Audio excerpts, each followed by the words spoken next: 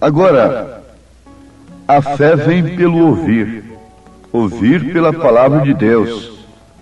O ensinamento é uma coisa muito sublime para nós. Aquilo que aprendemos é que vamos praticar. Sempre temos de praticar aquilo que aprendemos. Daí então a responsabilidade muito grande de quem ensina.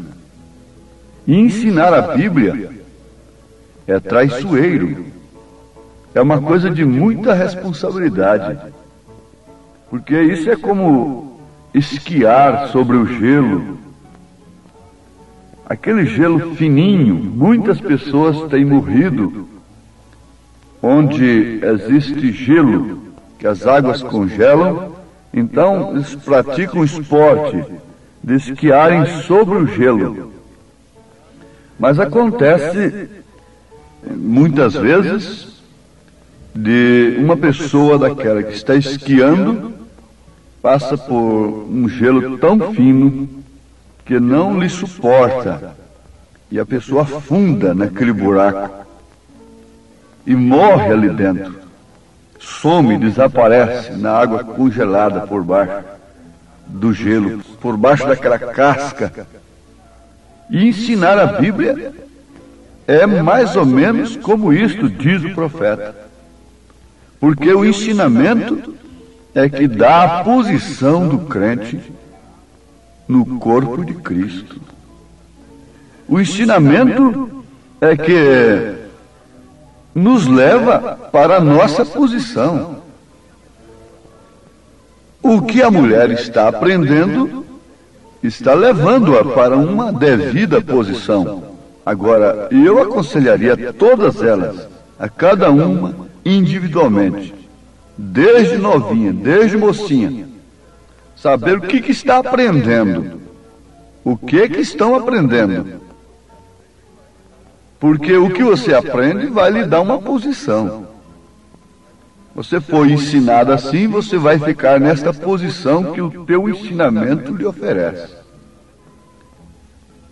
Vê se isso combina com as Escrituras, a posição que você vai tomar como mulher. Começando lá do Gênesis até o Apocalipse. Você veja a posição sua. Veja só a responsabilidade de quem ensina. Por isso que São Tiago disse: meus irmãos, muitos de vós não sejam mestres, sabendo que receberemos mais duro juízo. São Tiago capítulo 3, versículo 1.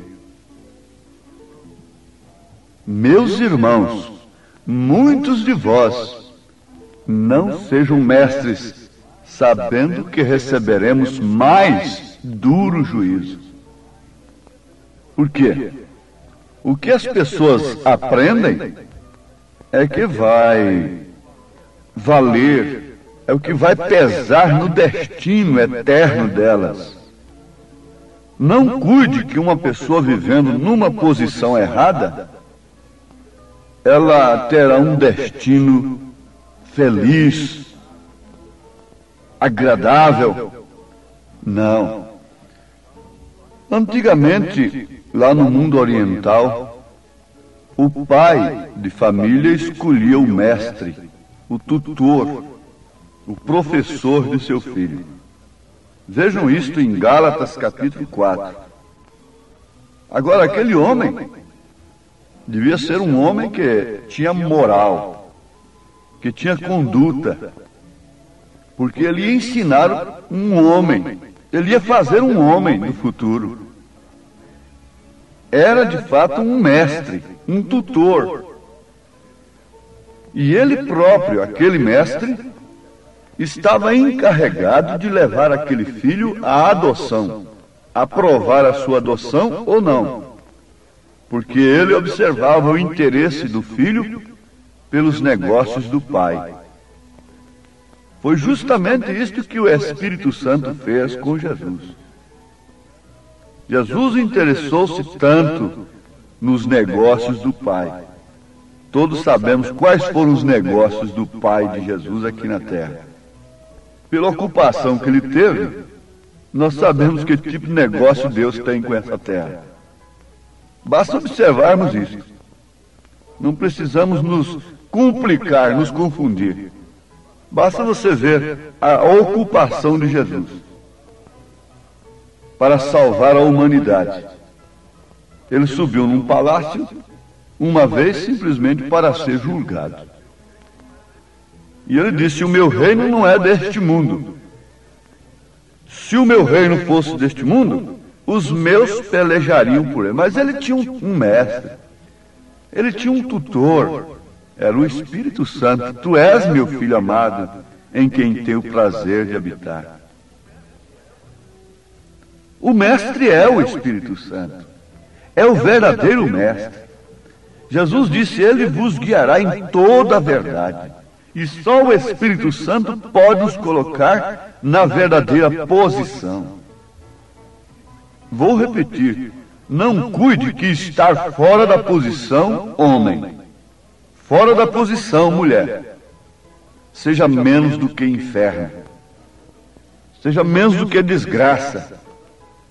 Durante todos os anos que labutamos com famílias, procurando levantar lares e tudo mais, a razão principal da queda dos lares, da destruição, é a mulher inconformada com sua posição de mulher. A razão principal é a mulher fora do posto do seu dever. E, sem menos consequência, o homem também fora do posto do dever. Aí está a coisa. O regulamento militar nos mostra isto. O que acontece com um militar que está fora do posto do dever, quando ele deveria estar ali naquela hora. E cada coisa está em seu lugar no universo. Por isso, não houve uma hecatombe, não houve uma catástrofe terrível entre os planetas até hoje. Porque tudo está em ordem, tudo está em perfeito lugar, tudo está na sua devida posição. Se os homens têm alterado a natureza aqui na Terra, através de bombas e coisas, é por isso que então temos certas alterações nas estações. Mas aqui está, guardem isto, depende muito do mestre. Então aquele mestre, aquele tutor, vendo que o filho era interessado pelos negócios do pai, chegando no determinado tempo, dizia para o pai: está na hora, seu filho é um homem responsável, seu filho honra o seu nome. Então aquele pai vestia aquele filho de branco e publicamente fazia adoção dele. Gálatas capítulo 4. Vocês vão encontrar isso. E a história também não falha nesse sentido. Então, publicamente, aquele filho recebia adoção. E desde então, ele podia falar no lugar do pai. Se houvesse cheque naquele tempo, a assinatura daquele filho no cheque valia tanto quanto a de seu pai. Sim, meus amados, é por isso que Jesus Cristo foi Deus. Ele não foi menos do que Deus. A sua palavra tinha que ser respeitada pela própria natureza, pelos demônios, pelo pecado, pela imundícia toda deste mundo. A sua palavra tem que ser respeitada, porque ele fala no lugar do Pai. O Pai fala através dele. Isto quer dizer que o Pai fala através dele. Ele disse: o Pai que me enviou veio também em mim. Quando ele disse para os discípulos: como o Pai me enviou, eu vos envio a vós. Ora, mas ele prometeu estar nos discípulos, estar na sua igreja. Então a promessa foi baseada no mesmo que aconteceu com ele.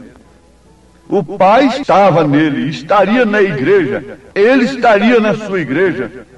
Mas por quê? Porque esta igreja tem um mestre, tem um tutor que sabe ensinar.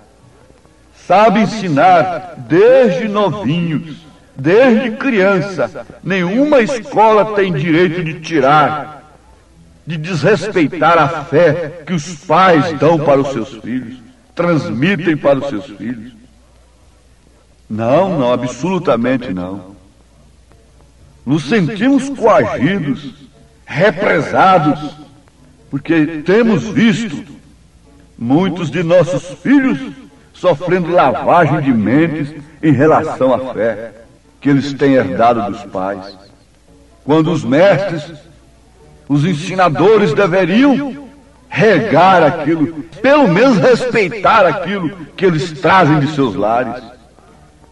Quando se trata de lares cristãos, quando se tratam de pais verdadeiros cristãos, que têm estado na verdadeira posição de pais, como filhos de Deus, a fé destes meninos tem que ser respeitada. Satanás tem que respeitar os filhos de Deus, onde quer que vá. Agora, meus amados, isto não é simplesmente para preencher tempo, não é simplesmente para agradar aos ouvintes, agradar aos ouvidos, com notas importantes, bonitas, eloquentes, com músicas, para elevo espiritual. Não, isto é para ensinamento, isto é para raciocínio, isto é para equilíbrio, isto é para tomar posição, porque é do único lugar que a pessoa será arrebatada. Morra na sua posição de esposa, de mãe, morra na sua posição de pai, e então você nunca morre. Sempre estará na lembrança de seus filhos, no caráter de seus filhos. Por isso é que a morte não pôs fim ao ministério de Jesus. De maneira alguma. A morte não põe fim ao ministério de uma mãe, de um pai cristão. Aquela vida prossegue manifestada ao mundo, aos homens. A Bíblia diz assim. Agora, falando exclusivamente no sentido espiritual, qual é a nossa posição como filhos de Deus? Qual é a nossa posição em relação ao mundo? Como crentes, como igreja noiva de nosso Senhor Jesus Cristo? Só mesmo o Espírito Santo pode nos dirigir. Não importa se é no deserto da tentação, Ele vencerá por nós. Não importa se é no Calvário. Não importa. Estou crucificado com Cristo. O seu coração afirma com São Paulo nesta hora. Mas a morte não te deterá. Isto porque o Espírito Santo é seu mestre. O Espírito Santo é seu ensinador. O Espírito Santo tem te conduzido à verdadeira posição. Mas ninguém, de um modo geral, quer sofrer os atritos da sua verdadeira posição dada por Deus. Mas Jesus dirige a igreja. O Espírito Santo dirige a igreja, ainda que seja para a cruz, mas logo para a glória eterna.